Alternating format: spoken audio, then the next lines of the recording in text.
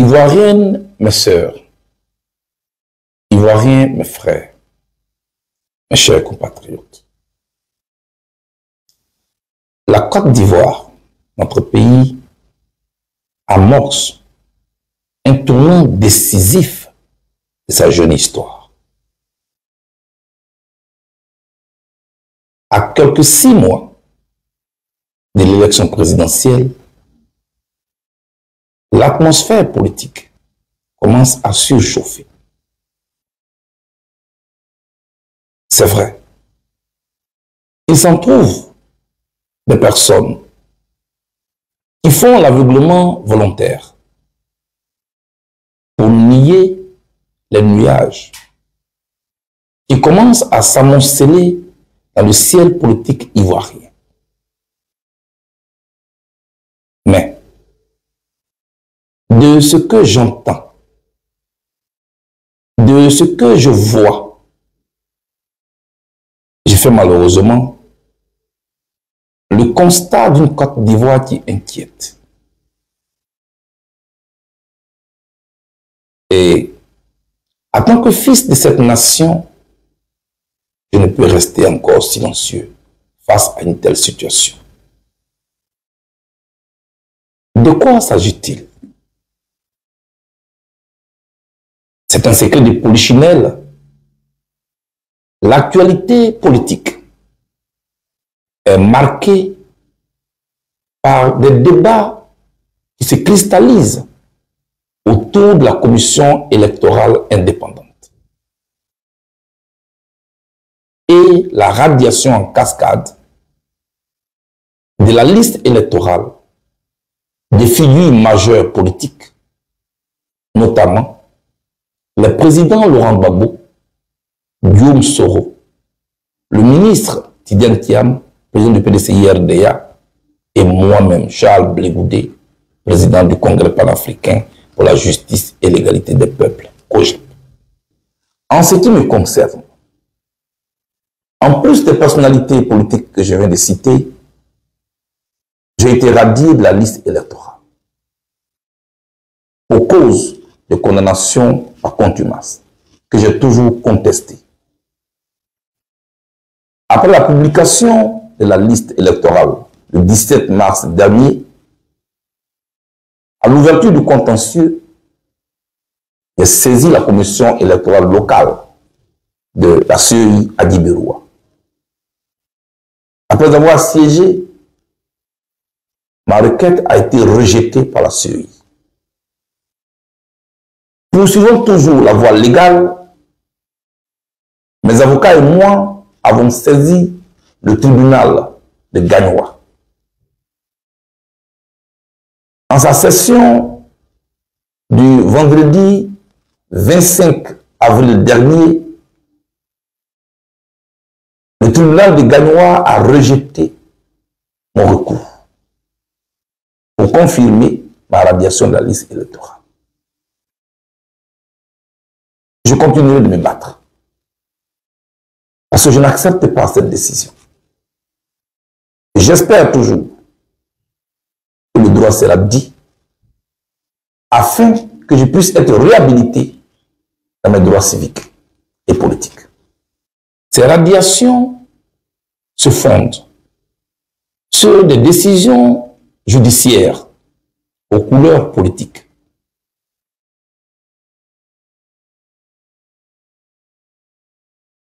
Mes chers frères, mes chères sœurs, j'ai peur. En jetant un regard dans le rétroviseur de notre passé encore trop récent, dont les cicatrices sont encore perceptibles, je vais lancer un appel à toute la classe politique ivoirienne. Il est temps et il urge qu'ensemble nous puissions agir et agir très vite pour éviter aux Ivoiriens un autre traumatisme qui pourrait encore négativement marquer notre histoire. Les Ivoiriens ont peur aussi. Les populations craignent que 2011 se répète que 2020 se répète. Je parle des Ivoiriens de en bas, pour parler comme les Ivoiriens. Je parle des Ivoiriens qu'on ne voit pas sur les réseaux sociaux. Parce qu'ils n'ont même pas les moyens de s'acheter un petit repas par jour. À plus forte raison, s'acheter des gigas pour parler sur les réseaux sociaux. Je parle des Ivoiriens que vous n'entendez pas. Je parle des Ivoiriens qui n'ont pas la possibilité de se faire voir sur les réseaux sociaux, ni ailleurs. C'est d'eux que je parle. Ceux-là ont la peur au ventre. J'ai fait le tour des campements. J'ai fait le tour des villages. J'ai fait le tour des grandes agglomérations aussi. Les Ivoiriens me parlent. Ils ont peur.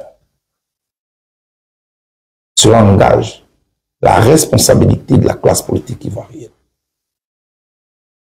C'est pourquoi je me tiens devant vous aujourd'hui, lundi 28 avril 2025, pour lancer un appel. Oui, je pense et je crois fermement dans les vertus du dialogue. J'appelle à l'organisation d'un conclave politique national, devant réunir autour de la table le pouvoir, toute l'opposition et la société civile. Organiser ce conclave ne serait pas une faiblesse ni une défaite pour le pouvoir. Ce ne serait pas non plus une victoire pour l'opposition. Ce serait une démonstration en faveur de la paix et la stabilité. Mais surtout, ce serait montrer aux Ivoiriens que nous qui prétendons parler en leur nom sommes soucieux de leur santé mentale et de leur équilibre. Parce que je sais qu'ils en ont besoin. En ce qui concerne la commission électorale indépendante, il y a des réformes dont on ne peut plus faire l'économie. Il faut réformer la commission électorale indépendante. Au-delà d'elle, il y a d'autres réformes institutionnelles dont notre pays ne peut plus faire l'économie. Acceptons-le. Concevons-le. Une réforme est faite pour adapter le fonctionnement de l'institution à la réalité du pays. Au moment où la commission électorale indépendante avait été mise en place, lors de la guerre, après différentes rencontres pour aboutir à des accords, cette commission pouvait encore être acceptée pour mettre en confiance les différents belligérants. Tel n'est plus le cas aujourd'hui. Notre pays veut reprendre l'envol de la démocratie. C'est pourquoi je nous invite, nous tous, à prendre du recul, à prendre de la hauteur pour donner à la Côte d'Ivoire des institutions fortes. Car la qualité de nos institutions peut conférer à la Côte d'Ivoire une économie forte, compétitive, attractive, qui peut se mettre en compétition avec le reste du monde. Nous vivons aujourd'hui un monde où on ne paie plus le monde aux pauvres. Nous vivons un monde de compétition sans merci. Et je veux que mon pays, la Côte d'Ivoire, notre patrie, soit au firmament du développement. Je ne le dis pas par peur. Je ne le dis pas par faiblesse. Je le dis après avoir tiré les enseignements de ce que nous avons vécu ces dernières décennies et qui nous n'ont nullement notre pays. La politique, on l'a fait pour les hommes et pour améliorer leur quotidien. On ne fait pas la politique pour forcément avoir raison de l'autre et le mépriser. On ne fait pas non plus la politique pour démontrer qu'on est fort. On fait la politique pour que les peuples, pour que les populations vivent dans un climat qui leur permette de s'épanouir. C'est pourquoi je lance cet appel. Qui ne se souvient pas des cadavres de 2011? Qui ne se souvient pas de ces Ivoiriens exilés? Qui ne se souvient pas de ces Ivoiriens qui avaient même de l'argent en poche, mais qui ne pouvaient pas s'acheter même une boule d'attiqué? Qui ne se souvient pas d'avoir enjambé des corps sans vie? Je ne le rappelle pas pour vous faire peur. Je le rappelle pour qu'on se souvienne, afin qu'on puisse faire autrement. C'est pourquoi je lance cet appel. Qui ne se souvient pas de 2020, où nous avons touché le fond en jouant au ballon avec une tête humaine. La vie humaine n'a plus d'importance dans ce pays. Au nom de quel pouvoir allons-nous continuer de traumatiser nos concitoyens? Pour tourner cette page, il y a une seule voie, et une voie unique. C'est la voie du dialogue. Asseyons-nous autour d'une table et parlons. Au cours de ce conclave dont je parle, ce sera l'occasion de poser toutes les questions politiques qui cristallisent l'atmosphère, qui surchauffent l'atmosphère. Nous sommes assez responsables. Et je ne crois pas que la Côte d'Ivoire soit un pays maudit. Mes chers compatriotes, j'ai voulu partager ces inquiétudes avec vous, mais aussi cet espoir d'une Côte d'Ivoire nouvelle, dont les fils et les filles savent se retrouver pour la sauver. Oui, on me parlera des questions judiciaires, mais il est temps. Il est temps que l'autorité qui a la possibilité, l'autorité qui a le pouvoir de prendre des décisions, puisse faire intervenir politiquement sa personnalité dans le débat ivoirien, afin de baisser l'atmosphère, afin de calmer la situation. On ne peut pas aller droit dans le mur. C'est pourquoi je me tiens devant vous. Je vous parle par acquis de conscience. Je vous parle par expérience. Non, les Ivoiriens ne méritent pas qu'on les plonge à nouveau dans une aventure sans issue. Au nom de nos ambitions, au nom de notre ego, au nom de notre orgueil.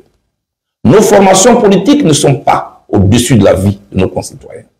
C'est pourquoi la classe politique ivoirienne doit faire preuve de responsabilité en se retrouvant autour d'une table, au nom des Ivoiriens, au nom de ces veuves, au nom de ces orphelins, au nom de ces fonctionnaires qui ont perdu leurs emplois à cause des dernières crises, au nom de cette Côte d'Ivoire qui a besoin de rassurer ses partenaires extérieurs, mais qui surtout a besoin de rassurer ses populations, au nom desquelles nous travaillons. Mes chers compatriotes, jetez un regard sur la situation dans la sous-région. Ce n'est pas rassurant. Ce pays doit se tenir debout, main dans la main, dans le respect de nos différends et de nos différences. Nous devons sauver notre pays. Une élection, ce n'est pas la guerre. Je souhaite que ce ne soit pas un simple slogan. La Côte d'Ivoire ne doit pas être un pays à risque électoral, où nos populations commencent déjà à faire les bagages, où nos populations nous appellent des villages pour savoir si elles doivent commencer à quitter la Côte d'Ivoire. Non, nous avons la possibilité de faire autrement. Il ne s'agit pas ici de conserver un pouvoir à tous les prix. Il ne s'agit pas non plus ici de conquérir un pouvoir à tous les prix et par tous les moyens. Il s'agit de nous donner des règles minimum que nous devons respecter pour faire vivre notre démocratie et donner la possibilité aux Ivoiriens, dans le calme, d'aller se choisir librement la personnalité à qui elles veulent confier leur destinée pour les 5 prochaines années. Nous en avons la possibilité, sans nous déchirer, sans nous tuer. Oui, en 2025, nous devons faire en sorte de compter les voix et non de compter des corps sans vie. Soyons forts parmi les Ivoiriens en vie. ne soyons pas forts en sautant les cadavres. Mes chers compatriotes, certains me traiteront certainement des faiblards. Mais ce qui se joue ici, ce n'est pas ma personne. Ce qui se joue ici, c'est la vie de la nation. Et face à la vie de la Côte d'Ivoire, et face à la santé mentale des Ivoiriens, face à la tranquillité des Ivoiriens, mon ego et mon orgueil s'effacent. À quoi sommes-nous prêts à renoncer? J'avais posé cette question lors du dernier hommage à feu Henri Konan Bédié, ancien président de la République de Côte d'Ivoire. Je repose aujourd'hui cette même question. À quoi sommes-nous prêts à renoncer pour notre pays? Quel sacrifice sommes-nous prêts à faire pour la Côte d'Ivoire? On ne va pas se tuer. Le sacrifice qui vaille la peine d'être fait, c'est de nous asseoir autour d'une table, pour poser toutes les questions, même celles qui fâchent. Les Ivoiriens nous seront reconnaissants. Parce que nos enfants, qu'allons-nous leur léguer? Parce qu'on ne peut léguer que ce qu'on reçoit. Si notre génération reçoit en legs un pays déchiré, un pays faible, un pays en guerre, nos petits-enfants recevront quoi en legs? Voilà le sens de la responsabilité que j'appelle. Je voudrais vous faire confiance. Je voudrais vous appeler à nous dépasser nous tous pour regarder droit dans les yeux l'histoire de la Côte d'Ivoire, en tirer les leçons, tourner la page triste de ce que nous avons connu et ouvrir une nouvelle page d'espoir, une page d'avenir. Nos enfants en ont besoin, nos petits frères en ont besoin. La Côte d'Ivoire est un pays riche, un pays solide, que nous n'avons pas besoin, nous n'avons pas le droit de le faire tomber. J'ai parlé avec mon cœur. Je vous remercie. Que Dieu bénisse la Côte d'Ivoire.